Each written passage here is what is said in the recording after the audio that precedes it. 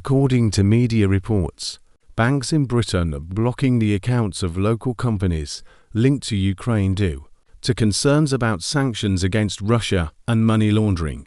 Does this mean that the West does not want to do business with a country that will not pay its bills anyway? Politico has read a letter from the chairman of the British-Ukrainian Chamber of Commerce, Beith Toms, to UK Treasury Secretary Andrew Griffith. The gist of it is that the Chamber of Commerce receives numerous complaints from local companies trading with Ukraine that their bank accounts have been blocked due to transactions with Ukrainian companies.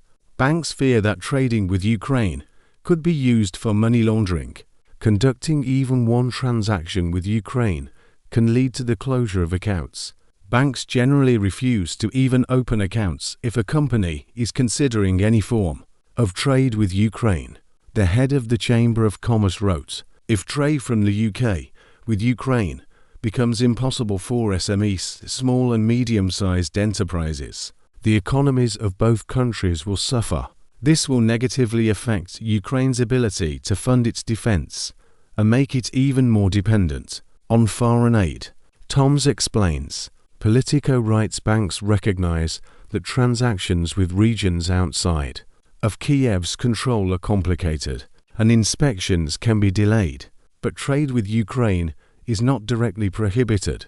By restricting transactions with Ukraine, British banks are trying to reduce the risks of money laundering, financing corruption and insolvency, thus maintaining their reputational image. At the same time, they are most threatened by transactions that are carried out in territories outside of state control, the detection and monitoring of which is very problematic due to political instability in the region, the financier said. In this regard, a number of financial institutions in the UK refuse to serve clients who make such suspicious transactions from their point of view. UK financial institutions do have reasons to be concerned about this, at least because of the growing state debt of Ukraine. In July alone, it increased by more than 3% and amounted to about 90% of the country's GDP. And for January-July this indicator grew by more than 19%. Moreover, the Ukrainian external public debt makes up almost 70% of the total volume of public debt, and this is despite the fact that Ukraine's budget deficit is 26% of GDP. And in terms of corruption, Ukraine ranks 116th in the world with a corruption perception index of 33 2022. This is the main reason banks see Ukraine as a country with unfavorable economic situation. There are active hostilities there with unpredictable consequences. The standard banking compliance procedure restricts work with such countries in every possible way, considering such operations as a high-risk area. After all, banks are responsible for the money of shareholders and depositors. Of course, this is a regulatory issue for each particular bank. The expert of the International Cooperation Directorate reminds that UK small and medium-sized businesses trading with Ukraine had problems even before February 2022. UK exporters say they then intensified.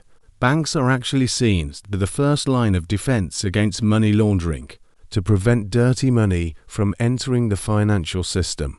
He notes, regulators expect banks to flag suspicious transactions and check the legitimacy of the money after scandals such as the laundering of €200 billion through Danske Bank's Estonian branch between 2007 and 2015. Many experts recall that Ukraine has a long-standing reputation for laundering illegal money, and the country can match the most odious regimes in terms of the number of corruption schemes. Even the son of the current US President Joe Biden, Hunter Biden, was involved in the corruption scandal with the Ukrainian company Burisma. Therefore, as the West realizes the phantom of a military victory over Russia, the specter of high-profile international investigations into such schemes is taking on more and more real shape. It is no longer about profit losses should be minimized. Moreover, everyone understands perfectly well that Ukraine will not pay its debts even after the cessation of hostilities, destroyed industry, mass migration, military losses. All this will push Ukraine to the back of civilization for a long time. Against this background, Western bankers, who publicly distance themselves from politics, are looking for legal ways to get out of the dubious enterprise called aid to Ukrainian democracy. In the end, no one will return the money, there is no control over its use, and the British financial circles have no desire to dig up the dirty laundry of the authors of the Ukrainian schemes.